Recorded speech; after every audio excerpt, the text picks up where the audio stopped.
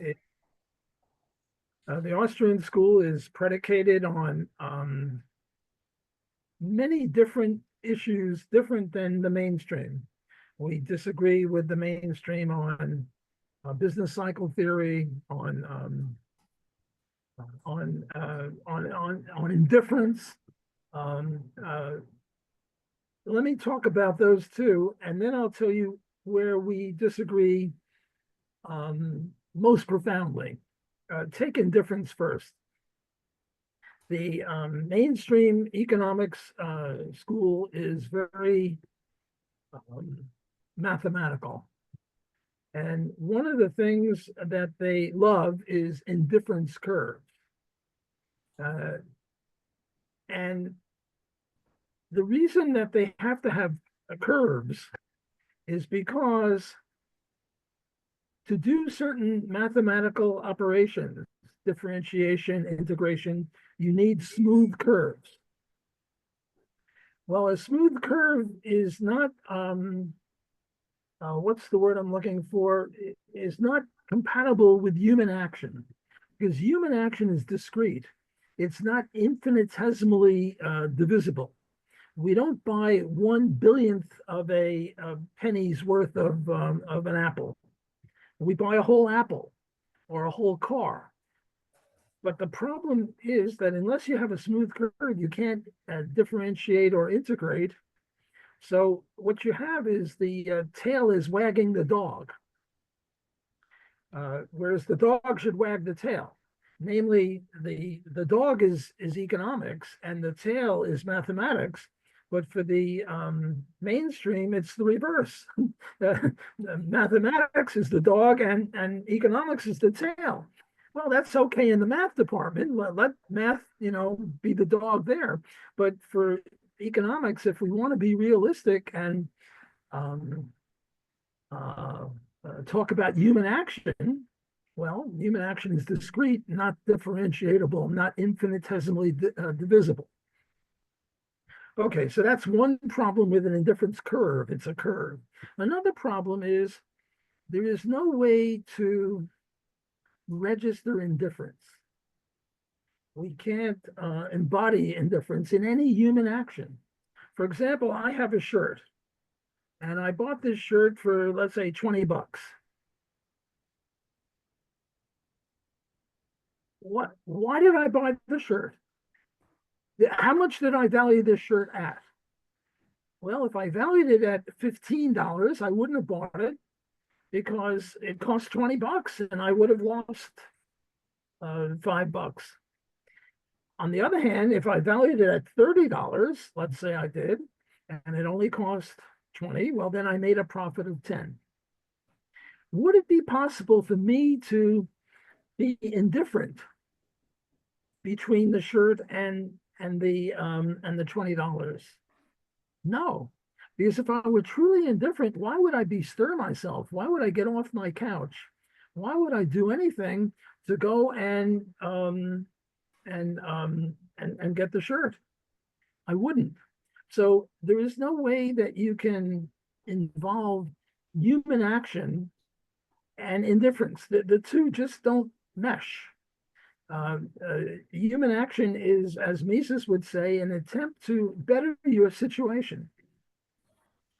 You people are now listening to my lecture. The reason you're listening to my lecture is you thought, maybe unwisely, hopefully not, that you would benefit from listening to my lecture compared to the next best thing you could have been doing had you not been listening to my lecture. I don't know what that would have been, cooking, sleeping, going for a walk, eating, going for a swim. I don't know. But the point is that you were not indifferent. If you were indifferent, you couldn't act. Now, look, here is a cough drop. I have a whole bunch of cough drops, and they're sitting on my desk. And right now, I'm indifferent between which one I'm going to next chew on. Who cares? This one or this one, it doesn't matter. So I'm indifferent, but I haven't yet acted. Once I act, once I grab one, well, then I will demonstrate that I'm not indifferent because I picked this one and not that one. So what I'm trying to say is that indifference is something that is beloved of the mainstream economists. and it's incompatible with human action. So this is not a major difference between Austrians and mainstream, but it's sort of indicative of a minor point. Let me now talk about something more important, where Austrians and mainstream diverge, and this would be on the business cycle and unemployment and inflation and stuff like that. The way the mainstream sees the economy is sort of like a narrow road, and there's this car on a narrow road, and there's a ditch on one side and a ditch on the other side, and this ditch is unemployment and this ditch is inflation. And the key is for the government to keep the car on the straight and narrow. And if the car goes into inflation, well, then the government has got to slow down and have a deficit and reduce monetary policy. On the other hand, if we go into unemployment, then the government's got to pump up the economy. And here, the mainstream diverges into two groups. I would call them left-wing Keynesians and right-wing Keynesians. But they all agree that the economy is inherently unstable. It's a market failure. Oh, there are many, many market failures. And Austrians don't believe in any of them. One of them is unemployment, another is monopoly, public goods, externalities. Austrians don't believe in any market failures. Well, here's the market failure of unemployment and inflation. And the right-wing Keynesians, that's Milton Friedman, believes in monetary solutions. If we have inflation, reduce monetary. If we have depression, increase the money supply. Now, he has a 2 or a 3% rule, but this would be an attempt to keep the government from having too much or too little monetary policy. Whereas the Keynes and the Keynesians would believe in fiscal policy. But apart from that, they're both interventionists, whereas the Austrians have a very different view. The Austrians say, look, there's no narrow road and a car, and we have to watch out. The economy is very robust. Namely, it doesn't have business cycles. Yes, if we have a volcano or a war or something, there's going to be a difference in the GDP, but it's not a regular occurring thing. Arthur Burns, the former head of the Fed, and also a mentor to Murray Rothbard, who kept Murray from getting his PhD, was once said, well, suppose we have stagflation, namely, we have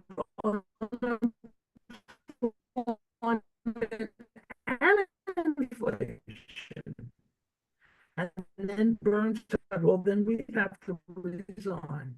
Well, we've had stagflation forthcoming from the mainstream. How do the Austrians look at this? The way the Austrians look at this is very different. What we say is that the free enterprise system is very robust. It's not given to inflation or unemployment. Then why do we have recessions and depressions? Because the government screws up the system. Now, in order to show you this, I have to talk about a thing called present discounted value. What's present discounted value? I have here, well, I don't have $1. I have a deck of cards. Make believe that this is $1. Here's $1. And I'm going to offer you this $1 in a year from now. And we assume there's no inflation and that I will be trusted fully. I will give you this $1 in a year from now. You can count on it. We stipulate, arguendo, that you will get this $1 in a year from now and there's no inflation. What is the dollar worth right now? Well, it all depends upon the interest rate. Because if the interest rate is, say, 4%, you can put 96 cents in the bank and you'll get $1, right? So the present discounted value of $1 receivable in a year from now at 4% is 96 cents. If you pay less than 96 cents, you'll make a profit. If you pay more than 96 cents for this $1, you'll make a loss. if you pay exactly 96 cents, forgetting about rounding errors, because 96 times 4 isn't exactly a dollar, but forget about that. You will then be indifferent, if I can use a dirty word. Namely, that'll be the market clearing price for a dollar receivable in a year from now. On the other hand, if the Fed lowers the rate of interest to 3%, what's now the present discounted value of this dollar? 97 cents. So, therefore, when the government lowers the rate of interest from 4 to 3%, an investment that will yield benefits in 1 year is worth a little bit more. Namely, you can buy it for 97 cents and instead of 96 cents. Worth a little less. However, forget about 1 year from now. Let's talk about 50 years from now. At 4%, the present discounted value of this dollar receivable in 50 years is 14 cents. At 3%, it's worth 23 cents, almost a doubling. So what a lower of the interest rate will do will be to encourage investments of 1 year from now, just a little bit. But it'll encourage investments of 50 years from now, almost double. So what this does is it makes investments of a 50-year duration much more profitable. So resources will move out of short-term investments and into long-term investments. However, the time preference rate of the people hasn't changed. Let's say originally the time preference rate of the people buying and selling long-term and short-term was 4%. Well, the savings rate hasn't changed, but an investment of 50 years is going to take a lot more savings, and we don't have it. So we're going to have a lot of bankruptcies. So this, in a nutshell, in the 5-minute version of the Austrian business cycle theory, says that the reason we have ups and downs and recessions and depressions is because of a government messing around, the central bank or the Fed in the US screwing around with the interest rate. That's why we have that problem. And not only do Austrians disagree about the causes of depressions and recessions, we also disagree about the solution. The way the mainstream sees a recession or depression is that this is horrible. We got to stop it. We got to fix things up. We got to pump money in or pump fiscal in or whatever. The way the Austrians see it is more like, tonight you're going to get drunk. And that's the boom. And you're going to feel great. Tomorrow, in the morning, you're going to be sick from getting drunk. And the way we see a depression, it's sort of like the morning after. And this is a good thing. Namely, the body gets rid of the poisons. So what we say is, don't pump up failing businesses. The businesses have to fail because they invested they made investments that are untenable. And we shouldn't prop them up. The more we prop them up, the worse the situation gets. Now, a buddy of mine, Tom Woods, wrote a book about the Depression of 1921. 1921. No one's ever heard of it. No one's ever heard of the Depression of 1921 because the government did nothing. And the depression was over in a couple of months. Whereas the 1929 Depression, everyone's heard about that. Why? Because the government tried to prop up the failing businesses, and it just extended the Depression for 10 or 12 years. Okay, so I've now given you an example, well, 3 examples. One, we're a little different on math. 2, we're a little different on indifference. And 3, we're a little different on depressions.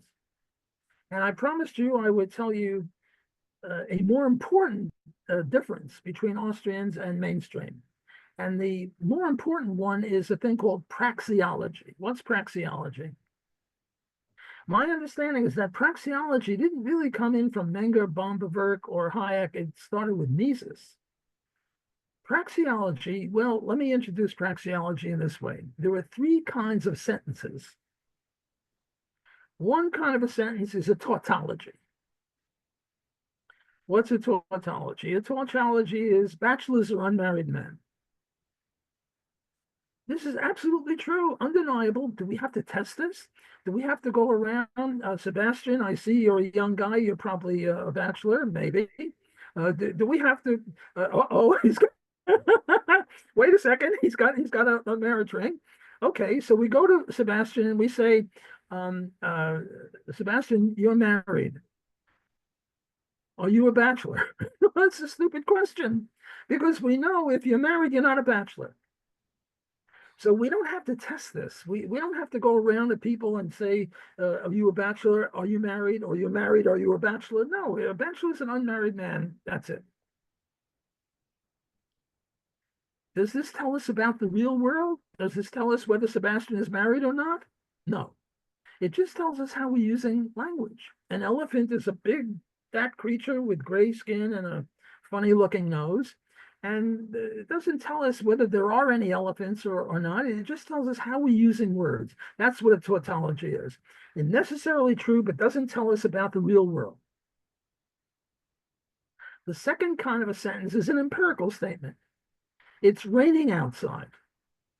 Is this necessarily true? No. Sometimes you look outside, it's raining, sometimes not raining.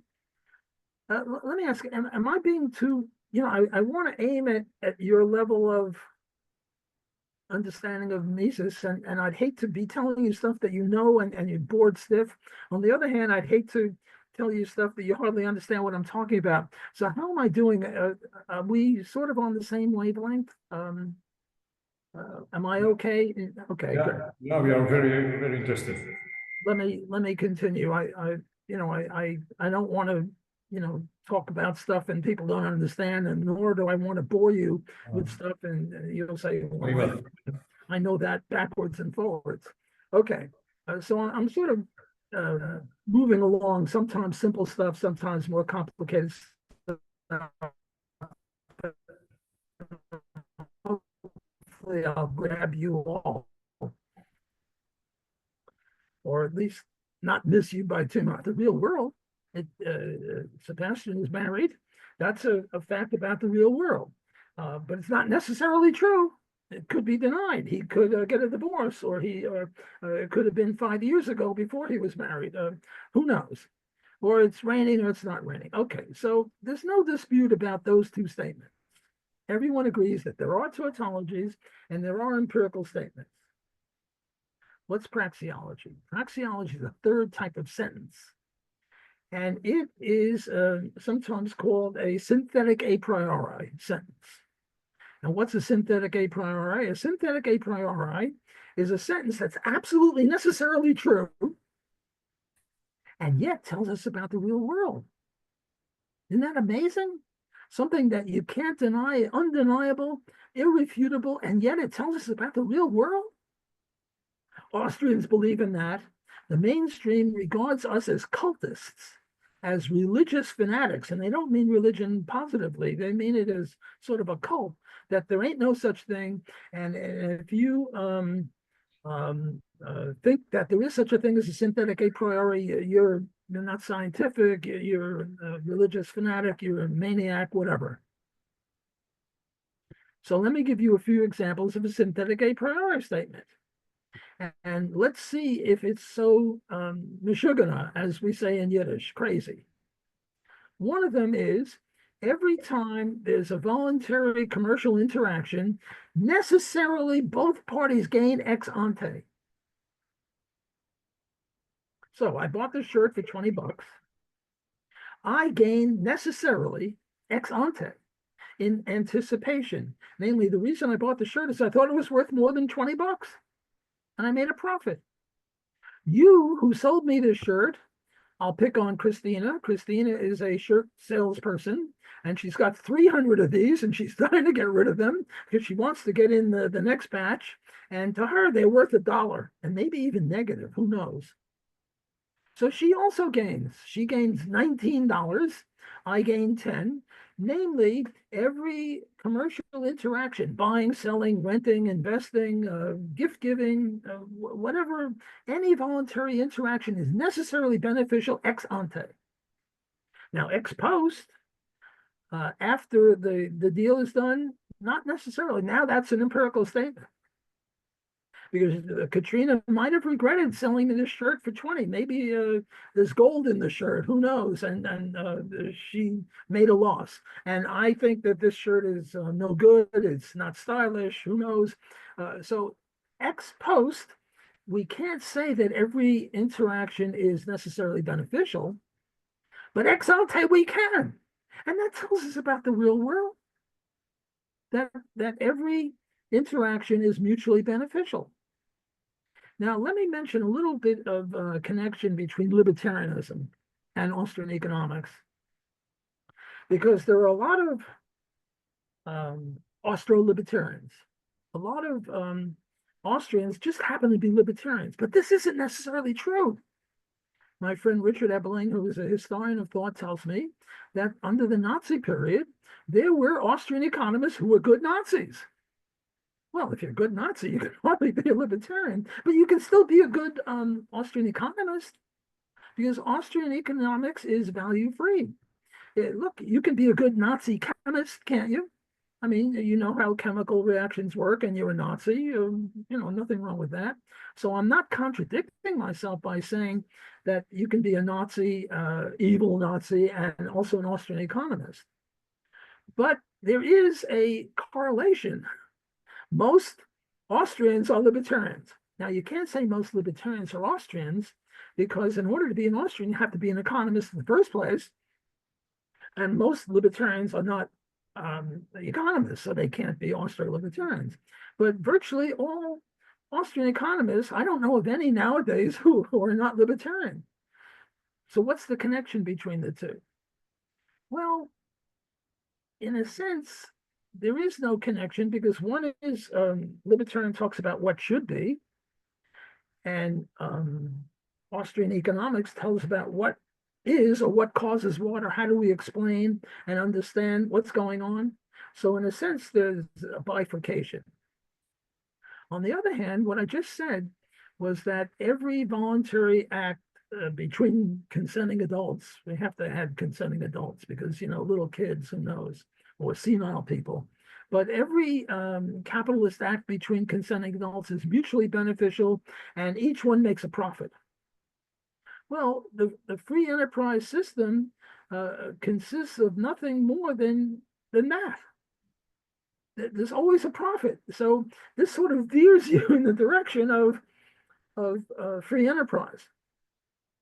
On the other hand, you can say, look, I'm a misogynist. I hate human beings. And I realize that capitalism brings about prosperity, but I hate prosperity because I'm a misogynist. I hate all people. And I don't want you guys to be happy. So I'm against free enterprise. It's a perfectly coherent position. It's a little weird, but it's coherent, right? Okay, now let me give you a few more examples of synthetic a prioris. One of them is a minimum wage law will create unemployment for unskilled workers, ceteris paribus. Other things equal. So we now have a minimum wage law of $10 an hour. That means that if you pay your employee less than $10 an hour, you go to jail. He also goes to jail because he accepted it. They're both violating the law. In actual fact, they would never arrest the employee because they would think he was victimized, but they would certainly arrest the employer for paying less than $10 an hour. That's what the minimum wage law is. Well, if my productivity is $7 an hour and you have to pay me 10, you're going to lose $3 an hour every hour I'm on your factory floor or in your shop behind the counter. You're not going to hire me. And if you do hire me, you're going to go broke if you keep doing this. So the minimum wage creates unemployment. Now, most economists, most mainstream economists would agree with this. If you take a survey of mainstream economists, the three things that they mostly agree upon is minimum wage creates unemployment, rent control screws up housing, and free trade leads to prosperity. So they would agree with this. However, there's this Card and Kruger, two economists that did a study on the minimum wage between, I think it was New Jersey and Pennsylvania. And somehow one of them raised its minimum wage and unemployment didn't ensue. And now they're saying, well, it's just an empirical claim. It's not an a priori, synthetic a priori. Whereas we Austrians would insist that it's synthetic a priori. That's necessarily true. And that they just didn't find it. Now, look, we Austrians have no problem with econometrics. You want to find out if you double the price of bananas, how many fewer bananas will there be? You have to use econometrics. Fine. Nothing wrong with econometrics. But we interpret econometrics very differently. What they say is econometrics is testing synthetic a prioris, is testing economic law. Nonsense. Nonsense on a stick. What we say is you're just illustrating it. We have no problem with illustrating economic law. So Card and Kruger just failed to replicate or failed to illustrate the minimum wage law. But the minimum wage law is necessarily true, other things equal, ceteris paribus. Because when the minimum wage law comes about, and Elon Musk, who wants to prove that this is wrong, and he starts hiring all sorts of people with productivity of $7 an hour. Got it? And now they're not unemployed. Well, other things have to be equal. Elon Musk can't do that. If he does it, it's not ceteris paribus. It's not holding everything else constant. Let me give you one more example. My PhD dissertation was on rent control. And my thesis was rent control screws up housing. And I had my observations of a bunch of cities in the US. Some cities had more rent control than others. And what my hypothesis was, the more rent control you had, the worse your housing would be, holding everything else constant. Certainly holding wealth constant, because if it was a rich city, the housing might be better even with rent control than a poor city without rent control. So you have to hold wealth constant, you have to hold the crime rate constant, you have to hold everything else under the sun constant you can think of. And most of my econometric studies show that, yes, the correlation for the rent control variable was negative, namely the more rent control, the worse housing. And I usually got statistical significance at the 5 or 10% level, and everything was fine. Every once in a while, I would get the wrong sign when I tried playing around with different independent variables other than the rent control variable. And sometimes, horribly, it was statistically significant. Now, my dissertation advisor was a guy named Gary Becker, who won a Nobel Prize in economics. And what he said was very Austrian. He said, Block, go out and do it again until you get it right. Well, what was testing what? Was my crappy econometric stuff testing what we know about rent control? Or was we know about rent control testing my econometric work? Obviously, the latter was true. So I try to tell him that if you scratch a good economist like Gary Becker, who is an excellent economist, you'll find an Austrian. So I try to convert him to Austrianism. I didn't make it. He just said, no, this is wrong. But that would be another example of an apodictic a priori statement. Now, here is one last shot at these people. They say that if a hypothesis can't be tested, it isn't scientific. Let me say that again. If a hypothesis can't be tested, this is like from the Vienna logical positivist school. If a hypothesis can't be tested, it isn't scientific. Well, how do you test that? For Angel, they're contradicting themselves. Another one is human act. Human There is such a thing as human action.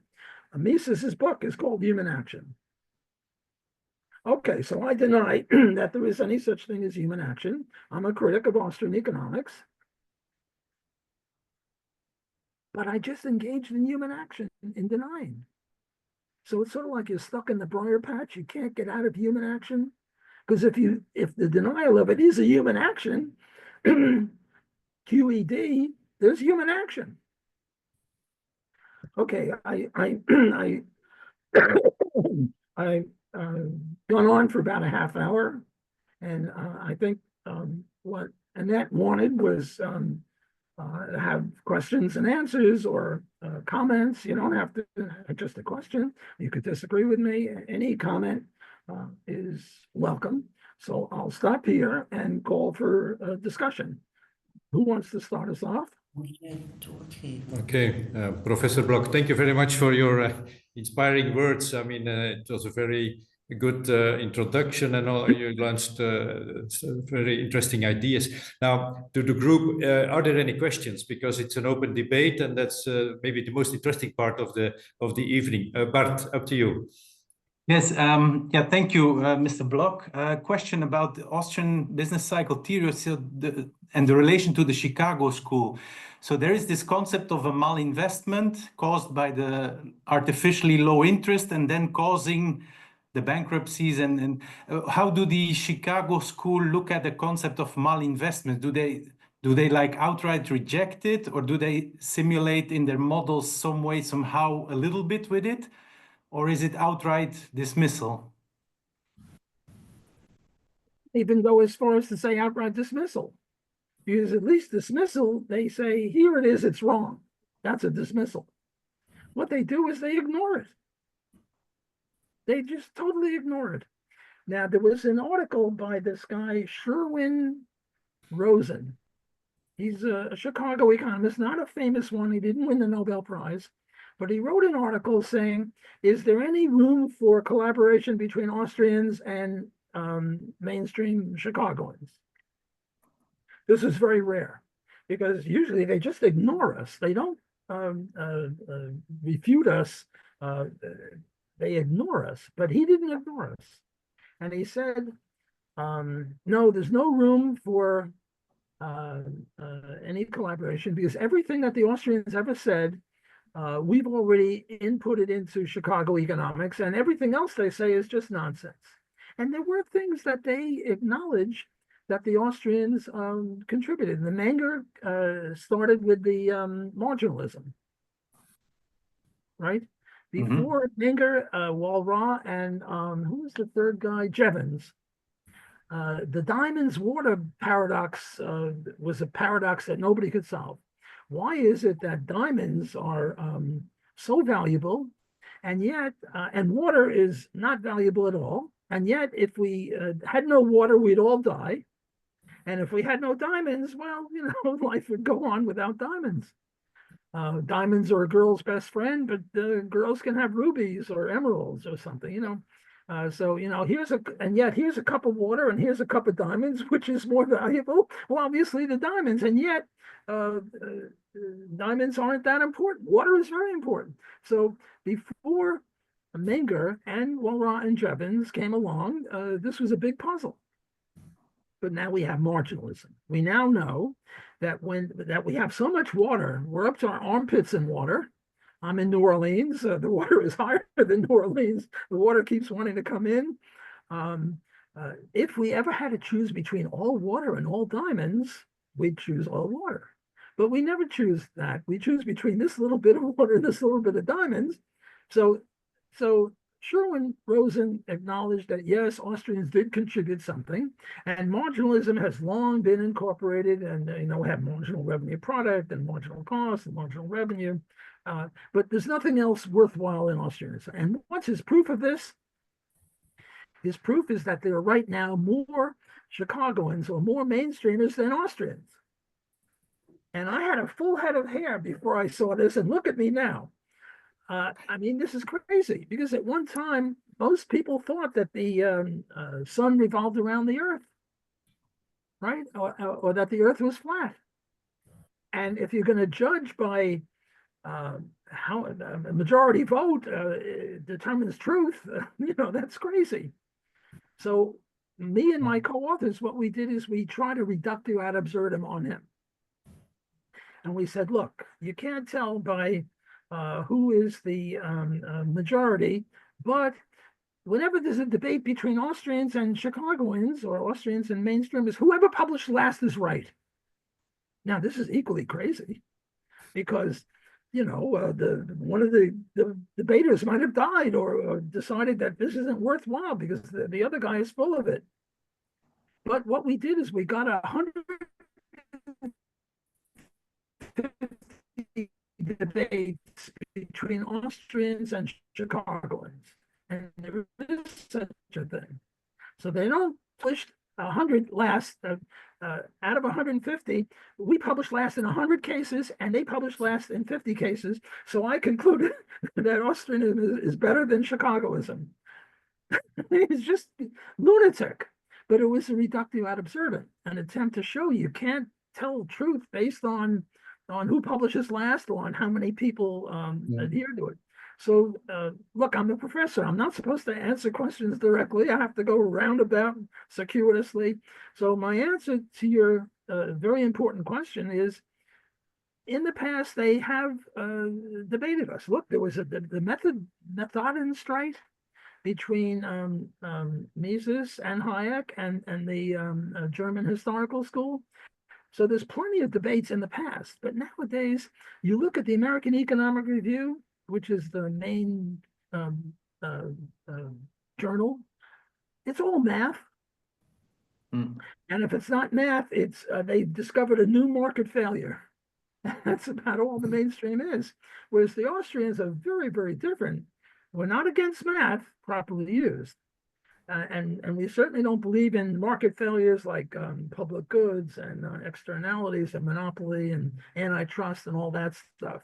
So if I had more time to go into Austrianism, maybe next time, if I'm invited here, I could go on the Austrian view on market failure. And I could do monopoly, public goods, externalities, and stuff like that.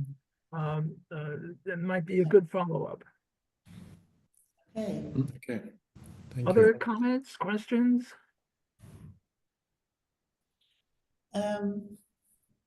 Yeah, maybe I don't know, Professor Block, if you could maybe comment on the current situation in the world. There we see that mainstream economics and Keynesian thinking is monopolizing a little bit the government policies, and we see what is happening in the world with a lot of money printing.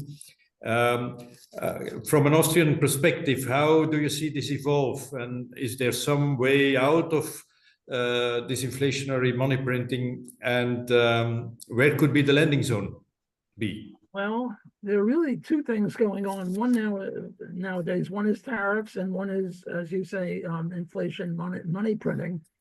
Let me talk about both. Mm-hmm. Why does government not like the gold standard? Why does government like either cash or electronic money? Well, there are only three ways that the government can get money. Easy peasy. And one way is taxes. And everyone knows who's taxing. They can't blame that on the free.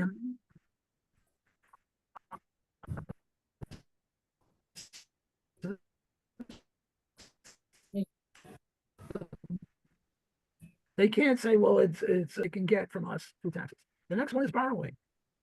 Well, if you buy a government bond, everyone knows it's a government bond, and you're lending money to the government. So there's a limit as to how much they can do that way. The third way is inflation.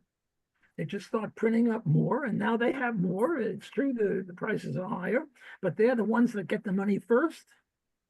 So by the time the widows and the orphans on fixed income get money, they never get money because they're on fixed income, and meanwhile prices are rising. So money gets shifted from people on fixed income to mainly the government and their first people who get the money, like Boeing or other government. So that's why they don't like the gold standard, because you can't inflate gold. And Milton Friedman had this series called Free to Choose, a TV series, very good series in many ways. But whenever people were free to choose, we always chose gold or silver. Mhm. So he's contradicting himself again. The reason I pick on him is he's one of the best neoclassical people. I don't want to pick on Keynes or Galbraith. It's sort of like shooting fish in a barrel. Whereas Milton Friedman is a more worthy opponent. So most of my critique of the mainstream, I try to criticize the heavier lifters. Okay, so that's one thing that's going on. And when will it end? Never, as long as the government is in control, because Ron Paul says end the Fed and adopt gold, but Ron Paul is not president. Rand Paul has got a shot. Rand Paul is very, very good. Okay, so the other question is tariffs. If you ask what's going on now and what's the Austrian view on that, I would say tariffs is the big thing. And Donald is crazy. Now look, I'm a big fan of Donald Trump. I supported him against Hillary in 2016. I supported him against Kamala in the last election. And he is doing magnificent work in DEI. Some people call it Yeah. diversity, equity, and And inclusion. inclusion. Yeah, I was really happy that he decided to scrap all that because it's nonsense and it's immoral and it's just another way to blame a certain group for something that in today's generation they have nothing to do with and everything, and it's just really silly. I wouldn't say it's silly, it's just immoral and just senseless. I was happy to see that he was saying, you know, like, if you don't get rid of DEI, I'm just gonna, like, he just attacked it completely, which is something I really supported him in doing because it's immoral, it's just wrong. I agree, but it doesn't really stand for diversity, equity, and inclusion. You know what it stands for? Didn't earn it. Mm. DEI did not earn it. Mhm. And his attack on Harvard and Columbia is magnificent. I mean, Mhm. have Mhm. you heard of the Sodom and Claudine Gomorrah? Gay. I'm sorry. Claudine Gay, she's the lady Yes. she was the president of Harvard, but she stepped down because she was disgraced when they found out that she got her job basically because of DEI, and also because she didn't really earn her PhD. She plagiarized a lot of her stuff. So when that all came out, like it all just fell apart, and it's just like, well, I mean, like, look at what's this woke madness and the DEI has done to institutions that aren't supposed to fall to this kind of stuff, you know? I hear you. I applaud you. You and I are on the same wavelength. I agree wholeheartedly with you. What's happening? The Sodom and Gomorrah test. God was going to smite Sodom and Gomorrah because they were evil. So an angel went to God and said, "If I can find 10 righteous men, will you save Sodom and Gomorrah?" And God said, "Okay." So the angel went there and he couldn't find 10 righteous men. So what's the Sodom and Gomorrah test for Harvard and Princeton and Yale? Can you find 10 professors who were either conservative or a Chicagoan is fine. They were either a conservative or libertarian. And Harvard can't. Do you know how many professors Harvard's got? 2,400. Out of 2,400, they can't find 10. Now, Robert Nozick was great, but he's passed away and he was only one person. They can't find 10. Columbia, I think they have 1,700 professors. They don't have 10 that are free enterprise or conservative or libertarian. So, and then they have the audacity to talk about free speech. And yet they are bitterly opposed to what's called microaggressions.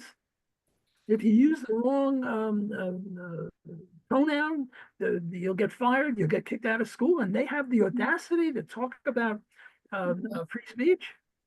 And I have a friend who's doing. Go ahead. Oh, go ahead, Christina. I have a friend who's doing a PhD in Oxford right now, and he's secretly a libertarian.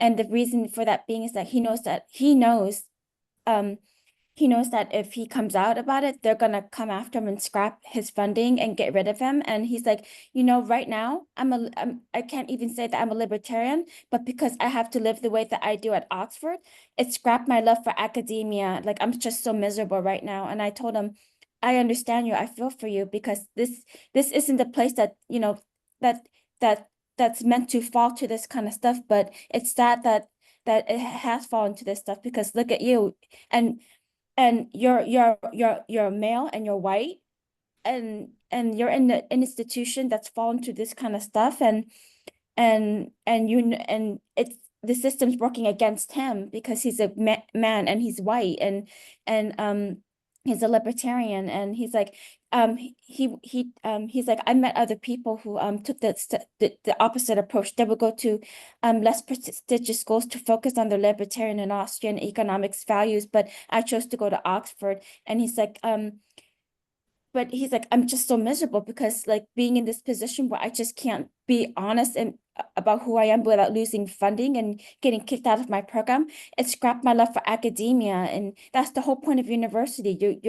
You're here to talk about ideas to solve problems, but how do you do that when you have like DEI and the woke madness and free speech being impaired? Like how does that happen? It just doesn't, at this point it's just really a piece of paper with a name that and you're paying like thousands and thousands of dollars for something that's and you're just so miserable. No, I I feel like agree he's with you. I not think, really, that he's miserable with his research topic too, because he can't really research what he really wants. And I said, I feel for you, I hear you. I do, because this isn't supposed to happen in a university setting, especially with Oxford. But it's sad to see all these prestigious schools fall to this kind of stuff when it's not really supposed to. No, I agree. I think he should stay in the closet. If he wants to get his PhD, he should shut up, and he should not write a dissertation on anything having to do with liberty, because then he'll come out of the closet. He should talk about some ancient dispute, Romans, Greek, whatever, or if he's in math, do math, or something non-controversial in the sense of political correctness. This is a horrible state, and Donald is not demanding that they change. He's just saying, if you want to do that, do it on your own dime. Do it with Yes. your own money. Don't expect any government money to support this craziness, where they can't even find 10 professors out of 2,400 who are free enterprise. So I'm a big fan of Donald Trump. Don't get me wrong. On the other hand, on tariffs, I think he's crazy. He's crazy with that. He keeps saying other countries are ripping us off because we have a negative balance of payments. Well, you know what? I have a negative balance of payments with McDonald's. I buy maybe $100 worth a year of burgers, give or take. I don't know. Do they buy anything from me? Do they buy any economic lectures from me? No.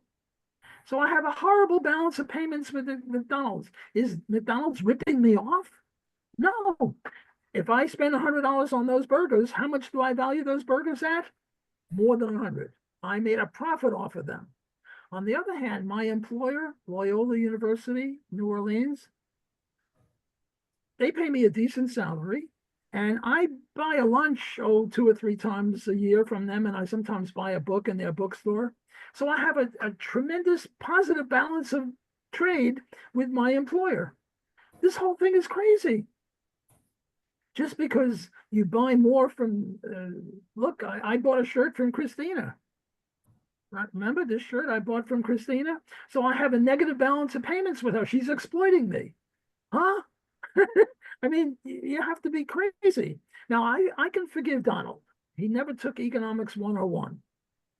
But he has economics advisors who have a PhD in economics. This guy, Peter Navarro, he's got a PhD, and he's giving him this crap about how we have to have more tariffs and we have to bring manufacturers back to, should we bring back the horse and buggy industry? Do you know how much unemployment there is in the horse and buggy industry? Well, except for Central Park where there's a horse, and maybe on a farm they might have a horse.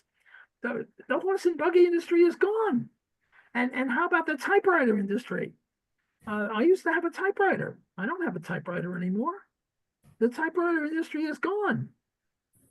So what's the problem if people in China make T-shirts?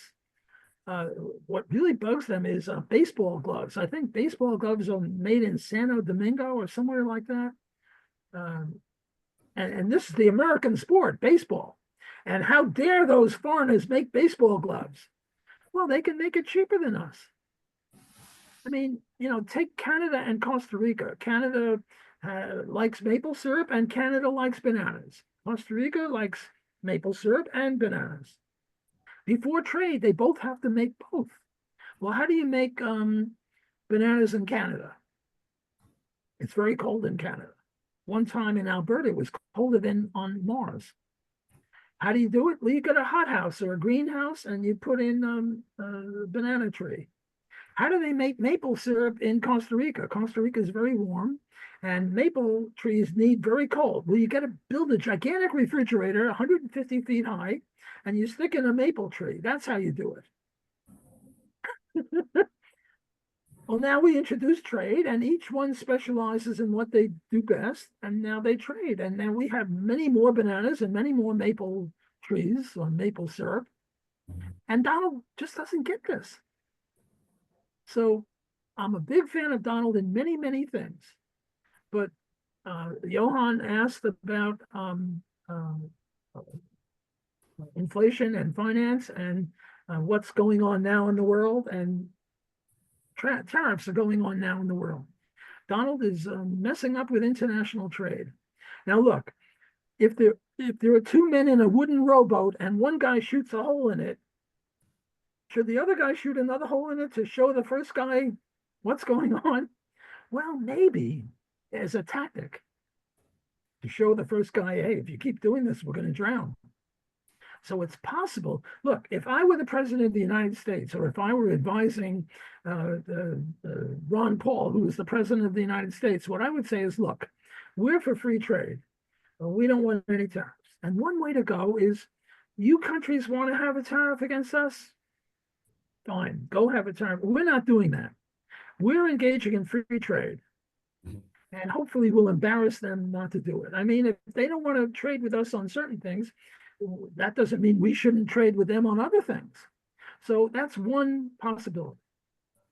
Another possibility is Donald could say, you have tariffs, we're going to double any tariff you have, with the purpose of getting rid of tariffs. So you could make a case, if you were a little weird, a case in favor of tariffs as a punitive thing. And then I once wrote a thing, some op-ed, where I said tariffs aren't all that bad. The income tax might be worse because Donald Trump is also getting rid of the IRS. He's firing the income tax people from the IRS. I think he fired about 10% of them. And he's talking about getting rid of the income tax. Well, if he got rid of the income tax and he just had moderate tariffs, a case could be made, because it takes a lot of effort to have an income tax. You have, I think they have 150,000 workers in the IRS. If we didn't have an income tax, they could all get jobs producing something of value. And then there are accountants and lawyers who specializes in taxes, and some of them are very bright people. Without an income tax, they could go get a job doing something that would increase prosperity. And then all the citizens of the United States spend, I don't know how much time, a day or two, a week or two, figuring out their income tax.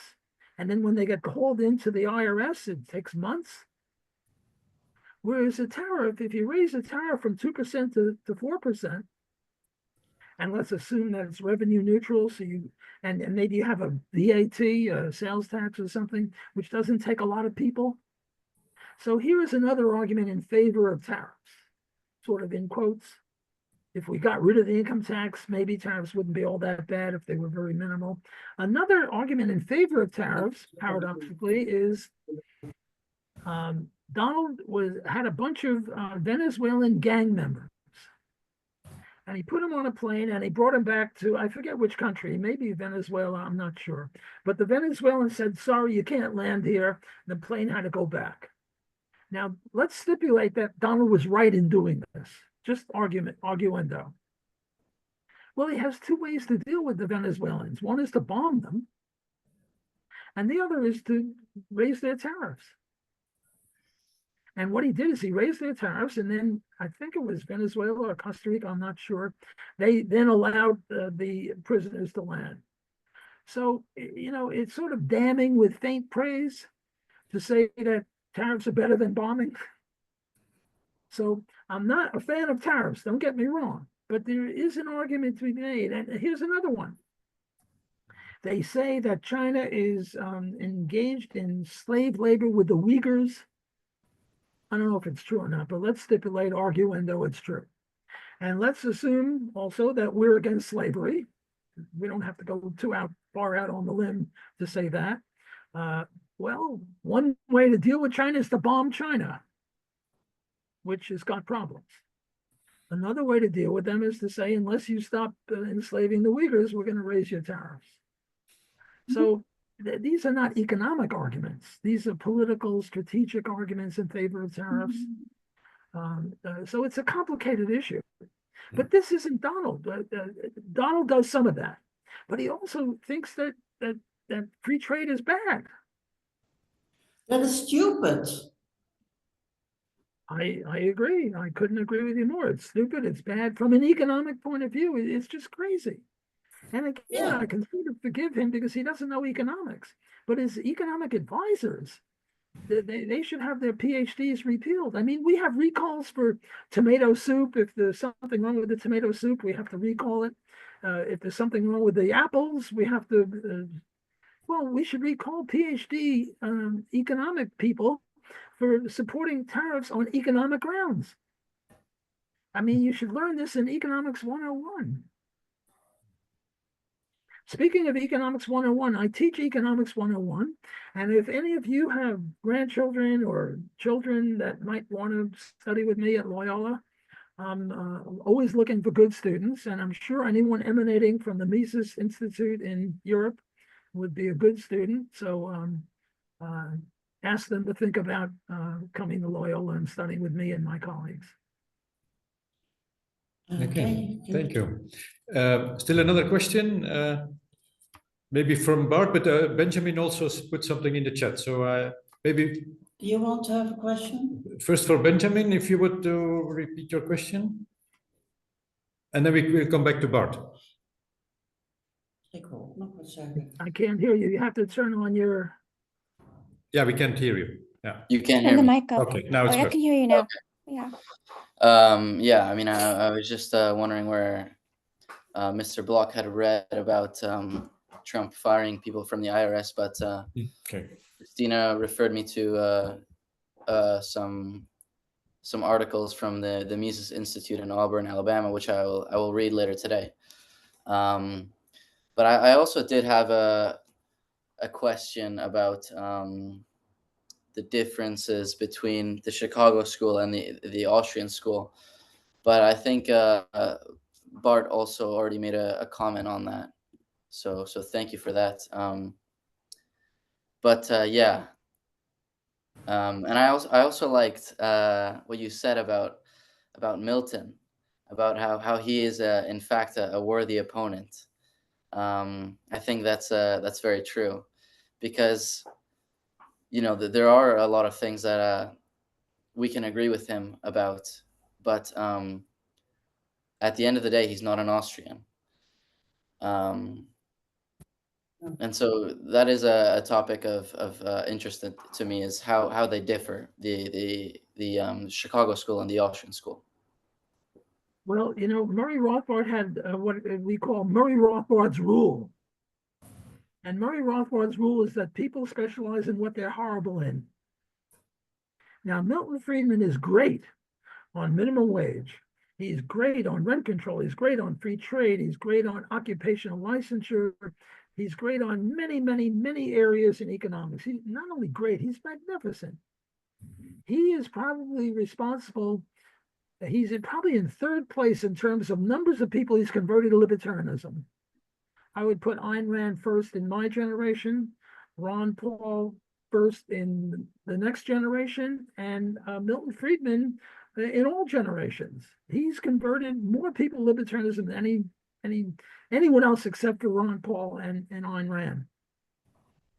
But what does he specialize in? Specializes in money. He's horrible at money. He's against the gold standard. He's bitterly opponent of the gold standard. He says, look, what's the point of spending money to dig up gold in Africa or Russia, and then to spend more money putting it in Fort Knox? We can just print out paper or have electronic money. It's costless. Well, gold is a fence or a lock. Look, if nobody ever committed a crime, we wouldn't need fences or locks. Locksmiths would be irrelevant. But people commit crimes, so we need locks. Well, who commits crimes in monetary field? Government. And we need locks. What's the lock against government? Gold. And he opposes gold bitterly. He calls us, what is it, gold fanatics or gold bugs? Or I forget, sort of teasing. He's a nice, friendly guy. But I think he calls us gold nuts or gold, I forget what. But he's a bitter opponent of gold. And what's his next most important thing? Educational vouchers. Well, the libertarian view is not to have educational vouchers. It's to get rid of public schools.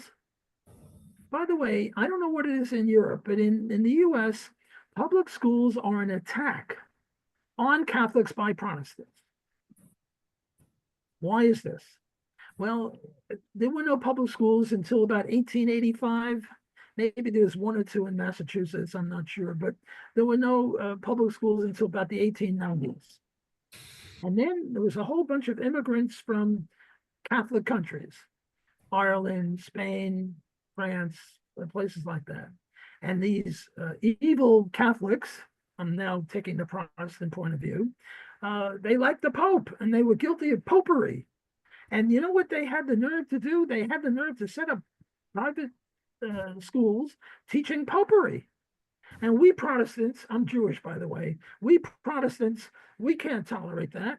So what we're not powerful enough to forbid private schools, private Catholic schools, but we are powerful enough to have public schools. And we're good economists. And we realize that if the Catholics have to pay twice for education, once for their own kids in Catholic schools and twice for our kids in public schools, well, then there'll be less Catholic schools. So public schools are evil. You know, Christina was talking about DEI in universities. It's true in high schools and in elementary schools. They're having transgendered gay people give lectures to third grade kids who are 10 years old. I mean, it's just crazy. And so what he wants to do is make public education more efficient. How is he going to do that? By allowing competition to occur in public schools. But we don't want more efficient public schools. We don't want more efficient concentration camps, do we? We want less efficient concentration camps. If we have to have concentration camps, Nazi concentration camps, let's have less efficient ones, right? So with public schools, not that they're Nazi, but they're very bad. And we don't want to make them more efficient. If anything, we want to make them less efficient. So here's Milton Friedman specializing in two areas where he's horrible at, exemplifying Rothbard's rule that people specialize in what they're awful at. You know, speaking of the Mises Institute, Auburn, they would apply that to me. They would say, I'm very good on everything except Israel. And Israel, I've lost my mind. And they'll have nothing to do with me. They've totally canceled me out of the Mises Institute. So I'm glad I'm welcome in this Mises Institute. I am a supporter of Israel, which has got really nothing to do with Austrian economics, got plenty to do with libertarianism. They say that they're anti-war, but when we libertarians are not anti-war, we're just anti-unjust war. Even Murray Rothbard supported the war of the South against the North in 1861, and he also supported the war, the 13 colonies against Britain. So libertarians are not anti-war, we're just anti-just war. So the issue is Israel or Hamas justified? But I'm getting off the topic. I'm supposed to be talking about Austrian economics, and that's way off the topic. Yeah. So Maybe, yeah. Excuse me, Professor, but maybe we take one last question. I don't know how the evening is going for everybody, but maybe the last question from Bart, if he still has it in mind. Okay, it's a bit a nerdy question maybe, but on praxeology. So I'm reading in text this concept of counterfactual reasoning, like thinking about the action you could have taken and its consequences versus, is that already like from Mises and human action, or is it more recent Austrian thinking, the term? Is it equivalent to like opportunity cost thinking, or how do the... I was going to correct Johan when he said one more question. It need not be a question. It could be a comment. It could be a disagreement. I'm open to anything. Counterfactuals are an important intellectual machine. If we want to think clearly, we have to think of what could have been and what would have been had there been no minimum wage, for example. Let me apply the counterfactual to the minimum wage. At one time when I was a kid, you get into an elevator and there's a guy standing there, not a pervert. He's the elevator operator. And you say, I want the 10th floor, and he pulls a lever, and you get to the 10th floor, and you know what he says? Wait a second, I can do better. Namely, the elevator was not exactly equal to the floor, so he would try to get it a little closer, but he could never get it perfectly. He was the elevator operator, and he was making, and the minimum wage was then 40 cents an hour. And then they almost doubled the minimum wage to 75 cents. How many elevator operators lost their jobs in the next day? None. So everyone thought the minimum wage law was a great thing because you doubled it, and they used to pay 40 cents. Now they're paying 75 cents, and this is wonderful. Well, we also had the technology to make automatic elevators. It's just that the automatic elevators cost a lot more than the manually operated elevators. And at 40 cents, the unskilled labor was more than competitive with the skilled labor of automatic. But at 75 cents, all of a sudden, the automatic elevators were more economical. Well, how long does it take to install an automatic elevator? 1 day? No. 1 week? No. A month? Maybe. And then the first automatic elevators started coming in. And meanwhile, 99% of the manually operated elevators guys were still working. So they said the minimum wage didn't create unemployment. This was a counterfactual. But then after a year or two or three, there were no more. Nowadays, you go into an elevator, there's nobody there, right? It's automatic. Mm-hmm. So they were saying that the minimum wage law didn't have the effect of unemploying people. Well, you have to wait a little bit. And that's what Card and Kruger did wrong. They didn't wait. And also there was a whole bunch of other things wrong. They couldn't replicate that. Now, in empirical work, replicatability is the gold standard. In chemistry and in biology, if I come up with something and you can't replicate it in your laboratory, we're looking askance at what I just did. Well, they couldn't replicate the data that Card and Kruger used.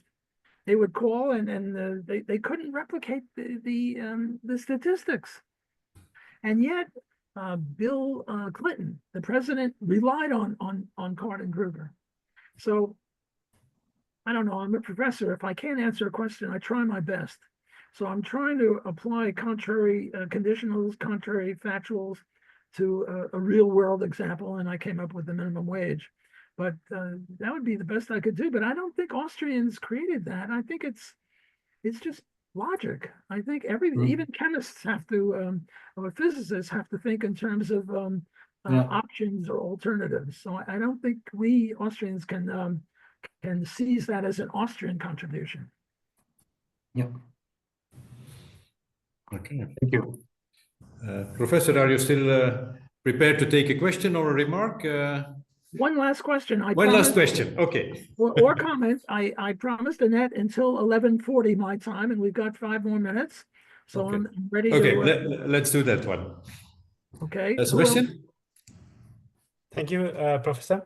I had 2 questions. One about, there was this essay by Mario Rizzo, if I remember well, called, I don't remember the title of the essay. It was about Lakatos, the scientific research program that Lakatos designed, and how to systematize Austrian theory into one, let's say, body of knowledge. Though the differences, there's a lot of differences between, let's say, Hayekian, post-Hayekian, Lachmannian, intellectuals and stuff. But what's going on with this maybe old idea raised by Mario Rizzo at this time? And also the second question is about this a recent idea called analytical praxeology, and its proponents are, for instance, Alexander Litzminschler, and their view is that there was a stance by Rothbard. He said that there's no need to have a logician thought about praxeology itself. Like in the way that he meant to be, I think it's that you don't have to be Bertrand Russell or I don't know Quinn to understand what's going on with praxeology. You can grab it by yourself, by your own intuitive logic.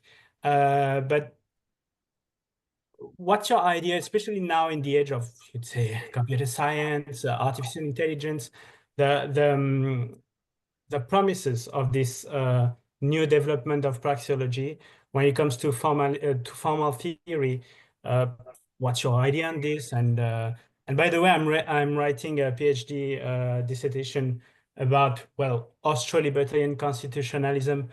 But it's really, really interesting to have you and to hear from your ideas on maybe also politics, differences about, way to conceive politics in libertarian thought, which is very diverse.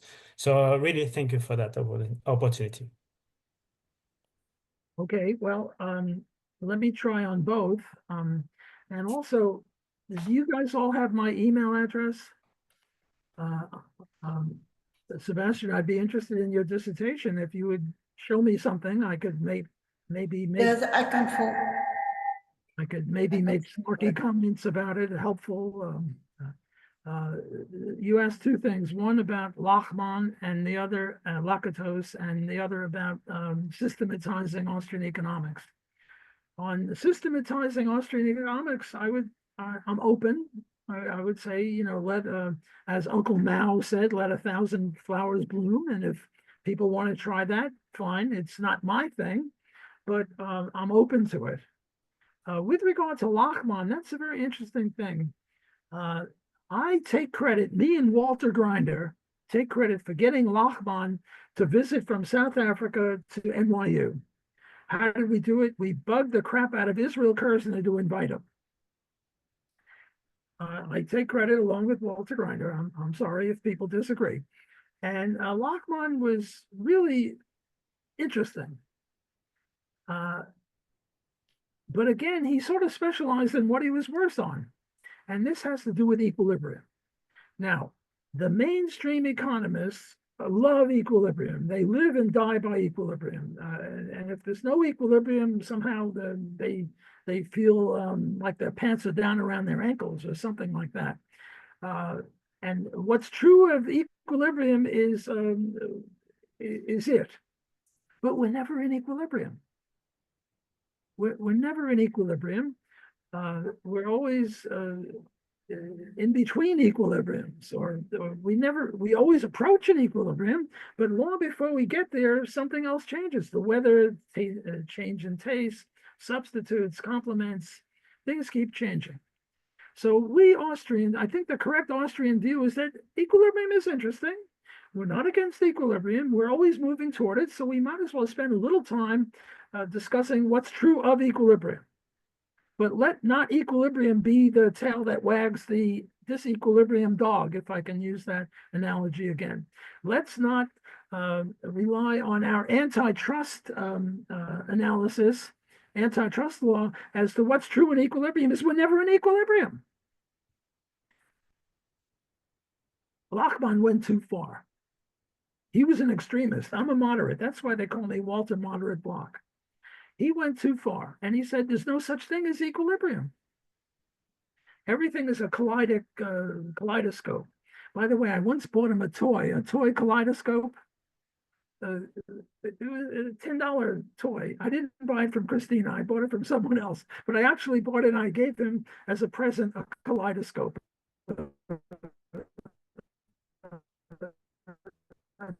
Toy kaleidoscope, because there's no room for Austrian economics, because we are trying to make sense of the kaleidic reality. We're trying to find patterns in this, and he's saying there are no patterns. Well, if there are no patterns, he's not an Austrian economist anymore, at least on this one issue.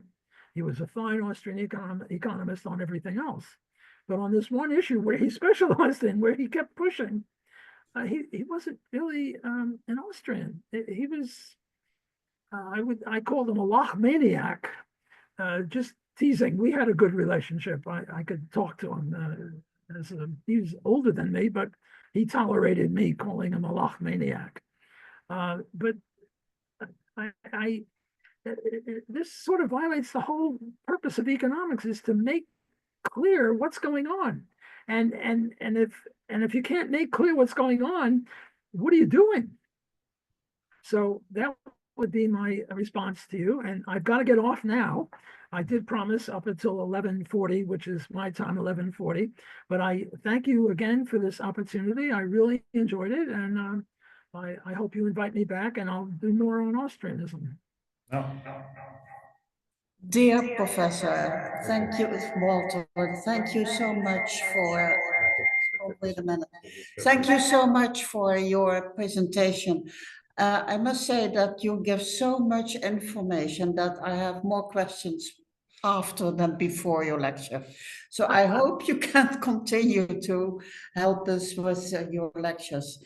I do one remark. I also reject this whole culture, cancel culture, but I don't think that it is good to have a dictatorship from the right. No dictatorship. And Trump should start to believe in the free market and no barriers and no borders anymore. Okay. So, but that is, they can't stop internationalism and globalism. So thank you again. On behalf of the whole institute. Yeah, thank you very much. My pleasure. Thank you. And also the participants. Thank you. Thank you. Bye. Send me the URL for this when it's ready, okay? Take care. Bye-bye. Thank you.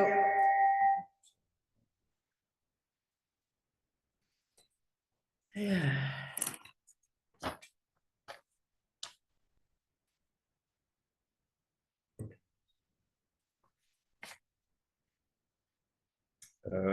Bart, ben jij nog in de meeting? Nee, blijkbaar niet. Dus dan kunnen we de